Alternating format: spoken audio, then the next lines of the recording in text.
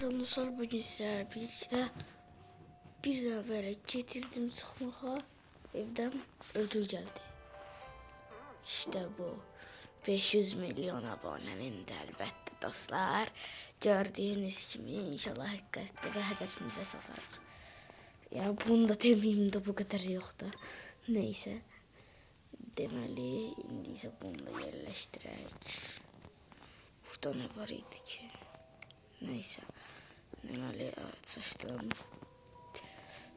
Nətər yerləşdirirdik. Buradan özel ödüller beceririk ve çeviririk ve bam. Yetdiyəcə demək olar. Burada şöyle bütün.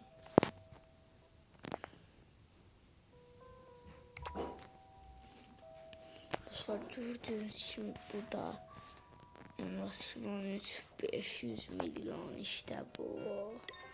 Dostlar.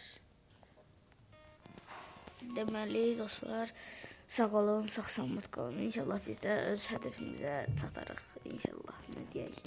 Amin. Sağ olun, sağ-salamat qalın.